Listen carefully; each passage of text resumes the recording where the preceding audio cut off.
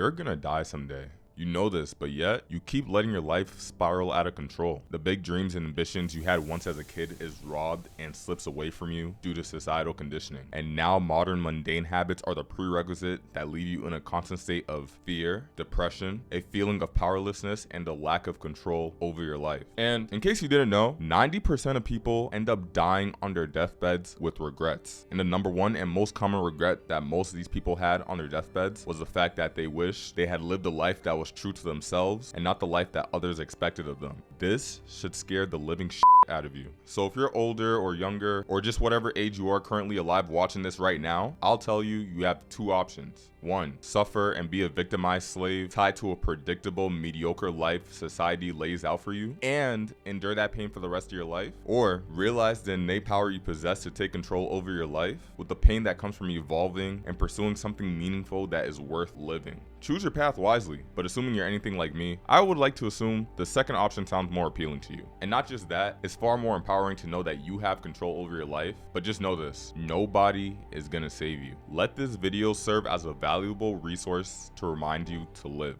Okay, now let's discuss your mindset. Now you should obviously know you weren't born with these preconceived core values and perspectives that you have. They were all taught from somewhere. And in the modern age of thousands of opinions and rampant perspectives online today, we obviously know that critical thinking is dead. And when people hear a perspective from an influencer or a celebrity who has a differentiating perspective from their own, people automatically choose to disagree just to disagree when that perspective they have is challenged or is threatened. And it's usually due to societal conditioning that most people follow without question, since those perspectives were laid out for them since they were a child. And to be honest, it makes sense. Think about it. It's crucial for their survival because as a baby, you're on a blank slate and you don't have any perspective that is of your own. You're essentially in your purest form until you eventually grow up in society and get bombarded with all these worldviews by somebody who was once like you and got the same worldview from someone or somewhere else. But an easy way to filter out which ones align with you and which ones don't, so you don't end up becoming an NPC like most people, you need to develop an awareness of your core values. And to do that, you need your priorities straight. For example, if everyone around you smokes, drinks, parties, and follows a belief laid out by society to 1. Go to school, get a high-paying job, work for 40 years, and focus on minuscule things via the news, celebrity drama, scrolling through social media, and etc. just to fit the societal norm, then here you are, the odd one that does not do nor do you follow any of these things or ideologies, then that would mean your priorities are based around health and wellness. And 2, courage and free will / free thinking to pursue and do whatever you want. And if the people who are around you are the type to judge you and impose their worldview as the right way, or just say your way is too risky and even resent you because you don't act or believe the same things they do, then that's a clear sign that they already conform to whatever perspective that was prescribed to them to fit in and of course ensure their survival. But ironically, they've already died before realizing it. And for some of you dummies, I don't mean literally, I mean metaphorically, especially to the structure of schooling I mentioned. The majority of people are headed for that life of mediocrity and not pursuing curiosity in their interests. And I don't want to sound like an asshole or act like I got everything together, but if you just zoom out and look around everyone around you, you could tell that they're not satisfied or happy with their jobs or doing half the things they're doing if you really observe the masses. Now, we got to talk about how to actually begin taking action to the things that matter to you, whatever it is or whatever it may be, and to be independent from societal norms. And that's to become aware of your mortality. So it's like I said in the beginning, you're gonna die someday, and you obviously don't want to be on your deathbed wishing you had done the thing you really wanted to do. And unless Mr. Zuckerberg can make some type of invention where it delays aging or causes you to live forever, as it stands right now, your life expectancy is about 76 years. That's not that long, and this is assuming nothing happens to you before then.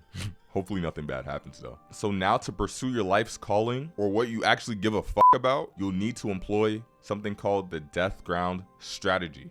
This is a military strategy talked about in the book, The Art of War. And I'm about to butcher this name, but this is where Sun Tzu, or however you say the name, would use this strategy to ensure victory in any battle. And the mentality behind this usually goes like, when your back is against the wall, you'll then fight the hardest to survive. Spartans at Thermopylae are a good example of this because although they lost, I'm putting that quotations, they still ended up killing a lot of Persians and rallied the entire Grecian peninsula, I don't know how to say this shit, to fight against Persia. And at this point, some of you will shit attention spans are probably like, okay, that's a cool history and all, Noah. So how do I apply this in my life? It's simple. So when you know that you're gonna die someday and potentially live a life of mediocrity and predictable comfort, you'll need to run away from it like your life depends on it. And to do that, you need to understand that one, time is not on your side. So for example, people who think time are on their sides usually say things along the lines of, I'll do this tomorrow, or I'll get to this eventually. But here's the thing, tomorrow may never come. Most of the time, that tomorrow is not guaranteed. You'll only get just so much tomorrows. Eventually you'll get old, some may not, which should scare you. And oftentimes we forget that death itself exists, unless you go to a funeral or if you see another RIP post on social media, then you're reminded of it. So now that you know that, you need to develop the courage and self-discipline to pursue things that align with your core values and your goals. Because again, you're not gonna be young forever. I'm not gonna be young forever. You won't always have the testosterone and energy that you have now to accomplish what you've always wanted to accomplish if you're always letting societal norms force their limited, narrow-minded worldview on your life. And let's just say you were a good boy and you followed what they laid out for you. Then one day, 40 years goes by, you wake up and decide you wanted to go after that thing you've always wanted to go after, just like that one old dude from Up. But unlike him, you won't enjoy it as much because he's a cartoon character and he's animated and